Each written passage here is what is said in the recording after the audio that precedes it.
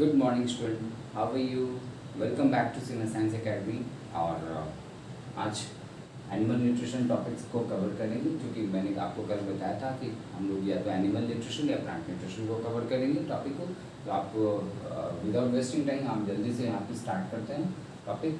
Because क्या है कि क्लास 7 के लिए तो इम्पोर्टेंट है। क्लास 7 जितने CBSE के स्टूडेंट हैं, ICSE में भी है ना, और जो भी 10th के स्टूडेंट हैं समहाउ उनको भी ये टॉपिक पढ़ना है। तो आप यहाँ ध्यान से देखना, intake of food and it is utilize by our body, it is utilize by our body is called nutrition. तो मैंने ये तो एक सिंपल सा एक डेफिनेशन है, ठीक है। इस डेफिनेशन में एक जगह पे मैंने अंडरलाइन किया है, that is the utilization and that one is a food, ठीक है। तो यहाँ पे आपको यहाँ सिंपली हम लोग बोल रहे हैं कि ये न्यूट्रिशन एक प्रोसेस है जिसमें हम लोग फूड को इनटेक करते हैं, है ना। तो फूड का इनटेक करना, फूड अगर आप इनटेक करते हो, है ना, और तो वो फूड आपके बॉडी में यूटिलाइज करके देता है। यूटिलाइज का मीनिंग यहाँ पे क्या है स्टूडेंट्स, ये आपको समझना होगा। The meaning of utilization is, देखो मैं आपको बताता हूँ। अगर मैं यूटिलाइज की बात करता हूँ, यूटिलाइज की बात करता हूँ, तो यूटिलाइज का मतलब है कि हम लोग अगर कोई फूड को इनटेक करते हैं तो फूड में जो सब्सटेंस होता है, केमिकल सब्सटेंस होता है, वो न्यूट्रिएंट्स कहलाता है, एज यू नो, ठीक है। फूड में जितने भी सब्सटेंस है, केमिकल सब्सटेंस है, इधर in the form of carbohydrate, proteins, fats, vitamins, minerals, they all are the chemical substance. और सारे केमिकल सब्सटेंस अगर फूड में जो प्रोटीन्स के रूप में है, जो फैट्स के रूप में है, जो कार्बोहाइड्रेट्स के रूप में है, और जो विटामिन्स और मिनरल्स के रूप में, तो ये सारा अगर हमारे बॉडी में यूज़ होते हैं, ये सारा हमारे बॉडी में अगर हम लोग इसको इंटेक करते हैं, इंटेक करने के बाद सबका कुछ ना कुछ पर्टिकुलर कोई यूज़ होता है। तो प्रोटीन्स की अगर यूज की बात करते हैं तो यू नो प्रोटीन्स का यूज है हमारे मसल्स को बिल्डअप करना। जो भी हमारे मसल्स है, आप देखते हो कि जिम वाले जो भी गाइज होते हैं या जिम में जो भी होते हैं, तो वो क्या है, ज़्यादा से ज़्यादा प्रोटीन्स को प्रेफर करते हैं, बिकॉज उनके मसल्स को बिल्ड करना होता है। तो प्रोटीन्स हमें मसल्स को बिल्ड करके देता है। तो यूटिलाइजेशन फूड का प्रोटीन के लिए यही है स्टूडेंट, ठीक है। अगर आप यूटिलाइज फूड का यूटिलाइजेशन होता है, तो यूटिलाइजेशन मीन्स फूड हमारा अगर प्रोटीन्स के फॉर्म में है तो वो हमें मसल्स को बिल्डअप करके दे देता है, ठीक है। अगर फूड फैट के रूप में, तो फैट का एक स्पेशल वर्क है, फैट का स्पेशल वर्क है कि ये it provide the bulk of heat and energy. ये हम लोग को एनर्जी भी प्रोवाइड करता है और हीट भी प्रोवाइड करता है।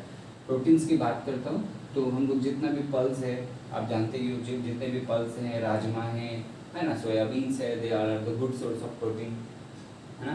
एंड अगर फैट की बात करें तो फैट्स तो हमारे फूड में फैट्स भी है, ठीक है। जैसे कि अगर आप घी की बात करते हो, घी में है वनस्पति घी, डालडा, है ना, तो ये सब में भी फैट है।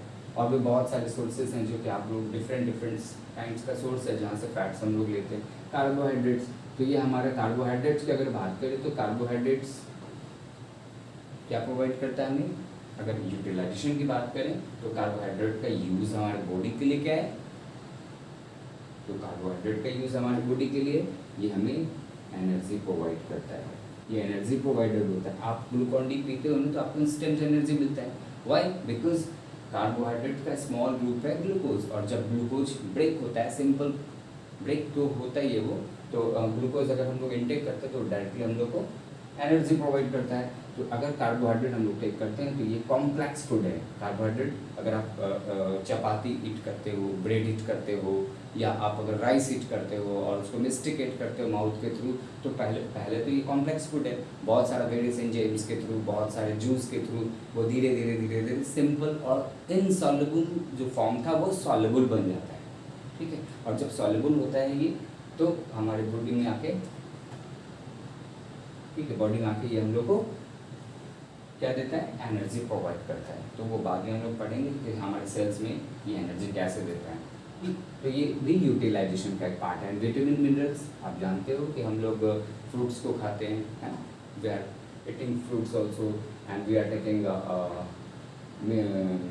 Green vegetable also. तो ग्रीन वेजिटेबल्स एंड फ्रूट्स, जो भी फ्रेश फ्रूट्स होते हैं उसमें विटामिन और मिनरल्स होते हैं, ठीक है। अगर विटामिन मिनरल्स की बात करें तो ये हमारे लिए ये प्रोटेक्टिव फूड हो जाता है, प्रोटेक्टिव फूड। और प्रोटेक्टिव फूड्स क्या होता है?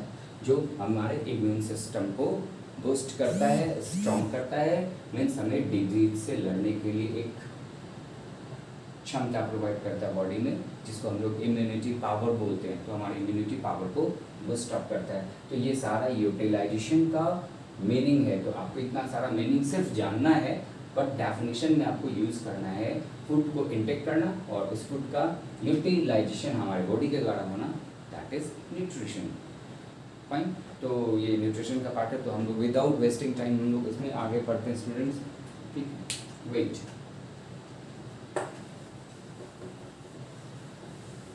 स्टूडेंट, एनिमल न्यूट्रिशन का जो टॉपिक है ना, वो मैं 3 पार्ट में बनाऊंगा। तो आज मैं पार्ट 1 ले रहा हूँ, ठीक है, बिकॉज क्या है कि मैं बहुत ज़्यादा बोर भी नहीं करना चाहता हूँ आप लोग को। तो पार्ट 1 की पार्ट है, तो आप देखना। एनिमल न्यूट्रिशन में आप सब लोग जान रहे हो, यहाँ पे अगर हम लोग एनिमल्स की बात करते हैं तो बहुत इजी है। कुछ एनिमल्स हर्बीवोर्स होते हैं, मैं लिख नहीं रहा हूँ क्योंकि बहुत ही सिंपल है। कुछ एनिमल्स हर्बीवोर्स होते हैं, कुछ कार्निवोर्स होते हैं। कार्निवोर्स मतलब क्या होता है कि जो फ्लैश ईटर होते हैं, ठीक है। एंड कुछ ऑमनीवोर्स होते हैं। ऑमनीवोर्स मतलब जो बोथ ईटर होते हैं, जो फूड्स में के रूप में हम लोग क्या है, कुछ ऑमनीवोर्स वो होते हैं जो फूड्स के रूप में प्लांट्स भी ईट करते हैं, और एनिमल का जो फ्लैश है वो भी ईट करते हैं, मतलब जो बोथ ईटर होते हैं, ठीक है। तो और हर्बीवोर्स होते हैं जो कि फूड्स के रूप में सिर्फ और सिर्फ ज़्यादातर प्लांट्स को ईट करते हैं या प्लांट्स के प्रोडक्ट्स को यूज करते हैं, तो वो हर्बीवोर्स है। तो ये एनिमल न्यूट्रिशन में छोटे क्लास में भी ये दिया हुआ है, तो आप इस चीज़ को भी जानते होंगे, है ना, आपने रीड किया होगा। डेफिनेशंस वगैरह मैं यहाँ नहीं लिख रहा हूँ, लेकिन काफ़ी सिंपल से चीज़ का आपके बुक में टाइप दिया होगा, mode of nutrition. There are 2 types of nutrition. First one is autotrophic nutrition and second one is heterotrophic nutrition. ये 2 मोड्स का न्यूट्रिशन आपके बुक में होंगे, है ना। तो ऑटो मीन्स तो होता है सेल्फ। कुछ ऐसे ऑर्गेनिजम्स हैं, ठीक है, जो कि अपना फूड्स खुद ही मैन्युफैक्चर करते हैं, खुद ही डिजाइन करते हैं, खुद ही प्रिपेयर करते हैं with the help of sunlight, ठीक है। एंड हेटरोट्रॉपिक्स, बहुत सारे ऐसे एनिमल्स होते हैं, है ना, बहुत सारे ऐसे ऑर्गेनिजम्स होते हैं जो अपना फूड प्रिपेयर के लिए डिपेंड होते हैं अदर्स पे। अभी मैं यहाँ अदर्स लिख रहा हूँ बिकॉज इसका बहुत सारा टाइप पे है, तो आपको पता चलेगा ये अदर्स क्या है, ठीक है। तो ये डिफरेंट टाइप्स जो आप देखोगे, है ना, वो हेटरोट्रॉपिक न्यूट्रिशन का टाइप बन जाता है, मोड बन जाता है, ठीक है। तो आप जान रहे हो, इसको बहुत ज़्यादा आगे खींचने का जरूरत नहीं है, आप सिर्फ हेटरोट्रॉपिक मोड्स का आप टाइप जान लो। हेटरोट्रॉपिक्स मोड्स में फर्स्ट जो टाइप्स है ना, बुक में भी बहुत सारा टाइप्स दिया है, आप देखना। और ज़्यादातर हम लोग जो फोकस कर रहे हैं वो हेटरोट्रॉपिक न्यूट्रिशन को भी फोकस करेंगे। और अगर ऑटोट्रॉपिक्स की बात करते हैं, ऑटोट्रॉपिक न्यूट्रिशन की, तो आपने फोटोसिंथेसिस प्रोसेस पढ़ा है, तो उस प्रोसेस को अगर हम लोग जानते हैं तो वो ऑटोट्रॉपिक्स हो जाता है हमारा। हेटरोट्रॉपिक में फर्स्ट जो आता है वो है पैरासिटिक न्यूट्रिशन। सेकेंड जो आता है वो आता है इंसेक्टिवोर्स।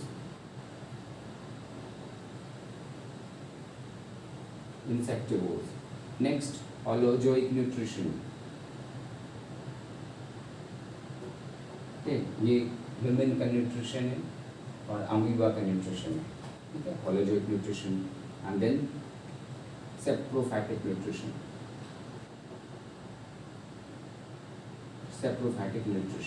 तो हम लोग वन बाय वन इसको पढ़ेंगे स्टूडेंट्स। मैं आपको अभी होलोजोइक न्यूट्रिशन के बारे में बता रहा हूँ, और इसके बाद जो सेकंड पार्ट में मैं पढ़ूंगा, हम लोग पढ़ेंगे, तो सेकंड पार्ट में ये सारा डिटेल्स फिर हम लोग वन बाय वन इसको कवर करेंगे। अभी मैं आपको होलोजोइक न्यूट्रिशन बता रहा हूँ, और आप मेरे पे बने रहिए। और अगर आपको अच्छा लगे तो लाइक कीजिए और सब्सक्राइब कीजिए, अपने दोस्तों को शेयर कीजिए, और बेल आइकन दबाना ना भूलें, क्योंकि आपको नोटिफिकेशन मिलेगा तभी तो आप आगे का वीडियो आगे कवर करोगे, है ना।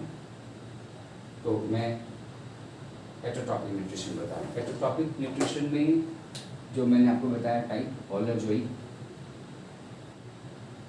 न्यूट्रिशन क्या होता है। होलोजोइक न्यूट्रिशन स्टूडेंट्स ऐसा है, आपके बुक में 2 तरह से इसका डेफिनेशन होगा।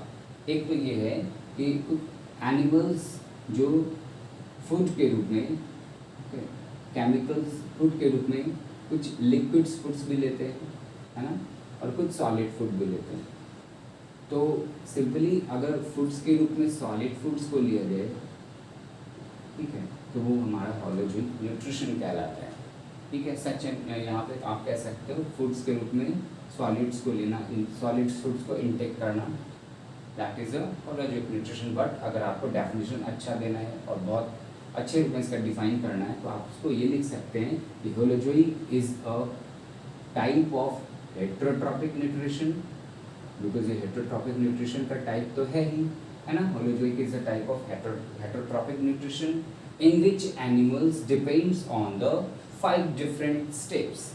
इसमें जो एनिमल होंगे वो 5 डिफरेंट स्टेप पे डिपेंड होंगे, मतलब अपना जो न्यूट्रिशन करेंगे वो न्यूट्रिशन का वो 5 डिफरेंट स्टेप पे डिपेंड होंगे। तो फर्स्ट है इंजेशन, ठीक है, जिसमें फूड्स को इंजेस्ट किया जाता है, फूड को इनसाइड लिया जाता है। Second one is digestion,